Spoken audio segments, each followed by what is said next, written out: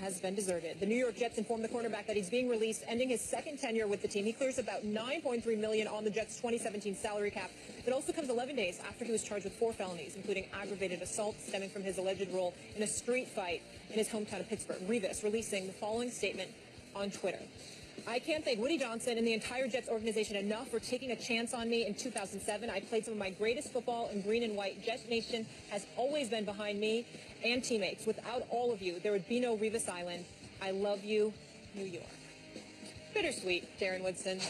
Just like your experience on this show is regularly. How Bittersweet. You're right about that. Right? Sweet during the regular season, bitter during the playoffs. Here you go, Max. Bring it on up. I do like the tie. Thank you. I appreciate that. We don't want to get your mic messed up. Okay, As you get that adjusted, I'm going to focus on you, Max. Okay. Yeah, you're good. What do we think about Revis? Is he done? Revis Island is done. But that's been done. Who didn't know Revis Island was done going into the season? He was over the way Peyton Manning in his last season was no longer Peyton Manning. Derek Jeter was no longer Derek Jeter. Kobe Bryant was no longer Kobe Bryant. 60-point last game notwithstanding. Revis going into the season, that dude is gone, never to return. Yeah. But is he done? What about Revis Light? Is he done as an NFL player? Look at how the game is played nowadays. All 4 of the final 4 offenses were operating at peak effectiveness with 5 guys spread out in pass routes, right? Like, that's how it is. So you need as many guys as possible in your defensive backfield who can cover. So can Revis have value? Would you take a flyer on him as your 4th corner? Or whatever you want to call that, right? Or does he move? Yeah, he's still an NFL player. He's just not the Darrelle Revis that we've all come to know. That guy is gone, never to return. But he's not done as an NFL player if he's willing to play for less money. That's it. Is he willing to play for less money? If he's willing to play for less money, yes, he'll have someone. Listen, someone's going to call during training camp because they're going to lose a corner here and there. And Revis is not a guy that's probably going to go through an entire training camp. You don't need him to do that. But I still think there's something left in the tank. I think Max is right. Is it Revis Island? No. And it hasn't been for the last 2 years. But he's a guy that can come in as a veteran player and teach a lot of young corners how to play this game. What's made Revis such a great player is not his athleticism. It's his ability to work you at the line of scrimmage. He's a technician, and he can teach a lot of young players that same technique. I think the guy still has something left. He will be on the roster somewhere. It's just, will he accept the money that's thrown his way? Well, first of all, to address Darren's point about the money, consider the fact that even though Darrelle Revis is not going to receive the $2 million bonus he was scheduled to receive if he were on the roster, they still owe him $6 million. Because of the guaranteed contract that he signed. The $70 million, about $39 million was guaranteed. They owe him $6 million for 2017 anyway. So he's still getting that money. So when you're talking about Darrelle Revis accepting less from somebody else, it would be less on top of the $6 million that the Jets still have to dole out to him, even though he's not going to be playing for them, according to the reports. Now, to answer the question directly, is Revis done? I would tell you, yes, he is done. And here's why I would say that he's done. Because if the reports are true, and they seem to be, because they're coming from everywhere, he didn't want to play football anymore. And when you're at that level on the NFL, I'm showing deference and respect to the Darren Woodsons of the world and others. You know a gazillion times more than I could ever hope to, Darren, how tough it is to play this game. When you don't want to play, not only are you somebody who shouldn't be playing, you shouldn't be around those who are playing. Because if you don't want it for you, how are you going to want it for them? I'm not saying forever, but I do think that it's reached a point where we have to look at Darrelle Revis, and what we need to gauge first is the intestinal fortitude and the pride that he has inside that chest of his in order to bring something out to remind everybody you don't want to go out this way. But if you don't care because you made over $100 million from the Jets alone, because you have secured your future monetarily, and you've lived up to that mantra of being the mercenary that you were known to be, if you're that dude and you're content, then you have no place around football for the immediate future. And the Jets will have done the right thing by lacking sentimentality and deciding to let you go. Revis is Revis. We know one Revis, and that was being an elite corner. So when we ask the question, is he done? Of course he's done, because he's no longer seen that way, and it's primarily due to the fact that he no longer wants it, according to numerous reports from numerous individuals who actually cover this New York Jets team. That's why I say he's done, not just because he's some scrub or anything, because he's not a scrub. It's that he doesn't seem to want it anymore, Darren, and I think that that's what we have to lean on here. I think you have to also look at the fact that Jets locker room was full of dysfunction from top to bottom. And I get it. Listen, there's times I've been in locker rooms when we were with the Cowboys 5-11, and it was dysfunctional at the same time. And It does. At times it questions your heart and your motivation to go out there and play on Sunday, even to go out and practice sometimes knowing the dysfunction. Will Revis ever be that same guy athletically? No. But can he get motivated to play again at a level maybe? Well, what about with a championship team? Exactly. With a championship team that needs a veteran cornerback, that's a team that's on the rise and needs a guy that can come in and play that second and third role as a cornerback. Absolutely. I still think there's something left in the question. You don't think he moved to safety? I don't think he moved to safety. I don't think that doesn't benefit him? No, I think moving from corner to safety that's a hard transition because it's a much more physical game. But he can still play in the nickel. And it's hard. The craziest thing about talking about Revis is I can only picture him as Revis Island.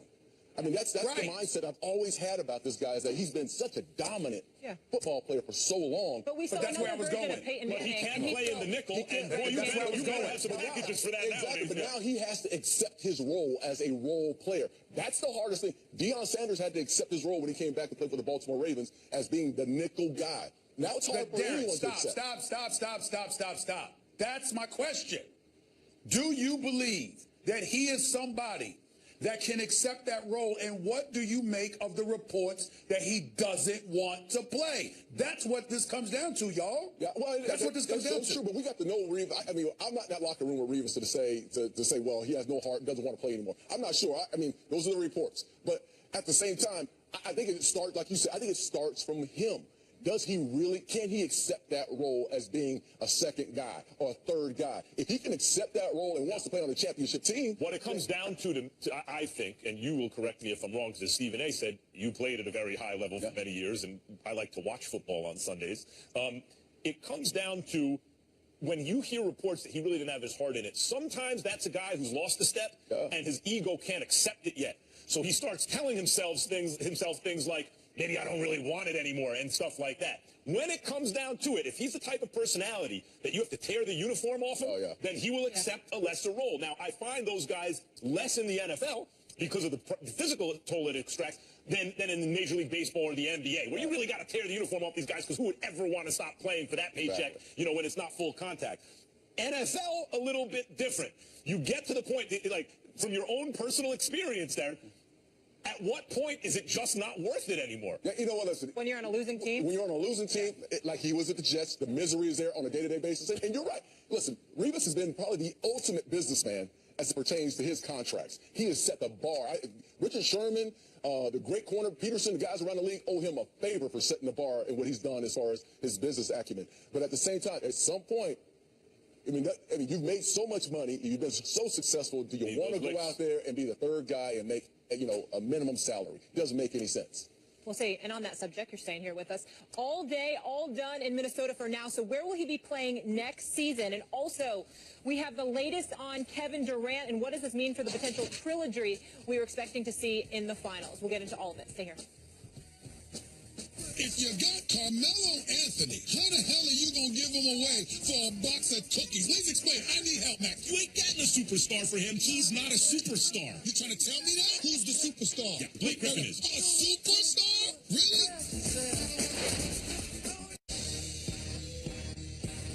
Let's get it cracking. Let's start the session. March linked the competition. Balls by that action. You can never debate it. This is actual fact. Stephen A. and Max Gale say it's a rap. I'm like, say what? Say what? What's up with all my haters? I'm a ball when I perform. So jerseys in the air. I'm allergic to my haters. Every morning I prepare. Let it close out the windows like them Oregon players. Yeah, quack, quack. What it do? Rap like it's nothing to it. Matter of fact, you can ask hard and I'm cooking too. Base guard cooking too.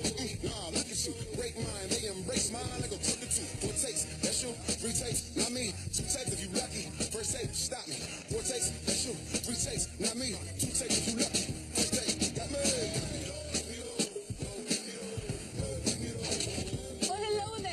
Good day. Come on in. This is First Take. Thank you so much for hanging with us. We have a lot to get into, correct, Max Kellerman? A lot of it. Not all of it's good. Stephen A. is in NYC. How we doing today? Good morning. Good morning. How y'all doing? Let's get it on. We're good. Let's get it on. We ready to work? Here we go. Folks in the Bay Area are still holding their collective breath after their prize acquisition. Kevin Durant hyperextended his left knee in his hometown. We do have an update for you. That's coming up.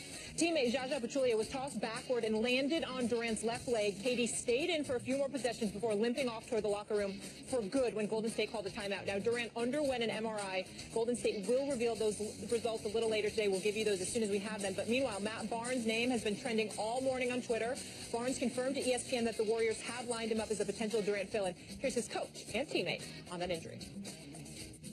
I'm always concerned about any injury because you never know how bad it's going to be. So we'll just wait and see and keep our fingers crossed. You're never comfortable when you lose somebody who's one of the best players in the league. They're obviously concerned. You know, anytime a guy goes down, especially when you're talking knees, you know, it's a concern. But, you know, nonetheless, we still got to figure everything out, you know, while he's not out there. But, you know, hopefully he's okay. We're not going to act like he died. You know, we don't even know what happened. You know, what's going on. Like, you got to know something before you can kind of go along those lines. You know, we really don't know much right now. Leave it to Draymond to bring a little levity to the situation. But we do know something now. This just in, a source close to Durant telling our Jeff Goodman that he will be back for the playoffs. So, Stephen A., with that, I ask you this question. If Durant is less than 100%, do the Warriors still win the West? No, I'm not so sure about that. That's number one. And before I get into anything else, I reported on SportsCenter about a half hour ago. The Warriors are going to release some information within the next couple of minutes, talking about how Durant is expected to be back for the playoffs. I reported that about a half hour ago.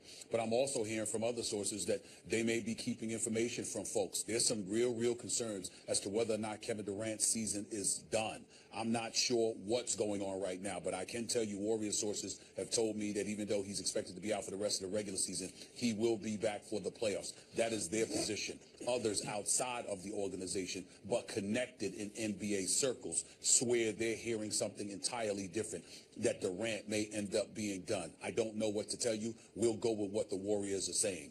Having said all of that, when I look at the Warriors right now, let's not underestimate the San Antonio Spurs or the Houston Rockets. Certainly Kevin Durant being gone is a devastating blow, but they're still a legitimate team. And the acquisition of Matt Barnes with his mental toughness, with his tenacity, with his fearlessness, because he's not scared of anybody. As far as I'm concerned, that's a welcomed addition to any bona fide playoff roster.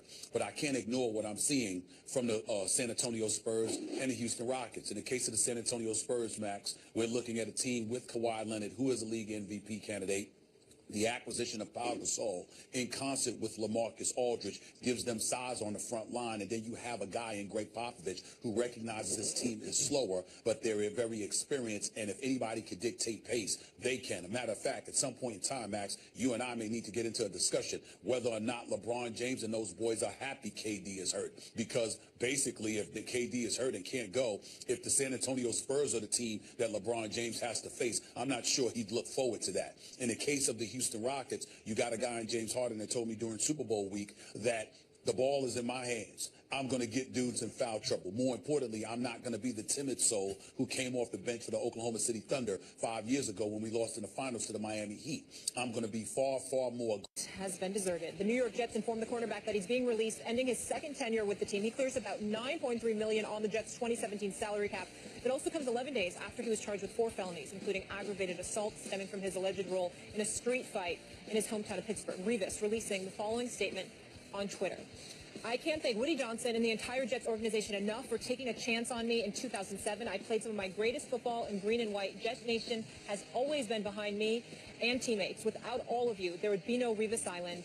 I love you, New York. Bittersweet, Darren Woodson.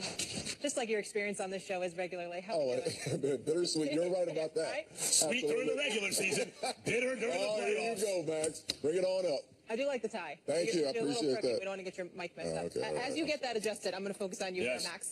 That's okay. Yeah, you're good. What do we think about Revis? Is he done? Revis Island is done. But that's been done. Who didn't know Revis Island was done going into the season? He was over the way Peyton Manning in his last season was no longer Peyton Manning. Derek Jeter was no longer Derek Jeter. Kobe Bryant was no longer Kobe Bryant. 60-point last game notwithstanding.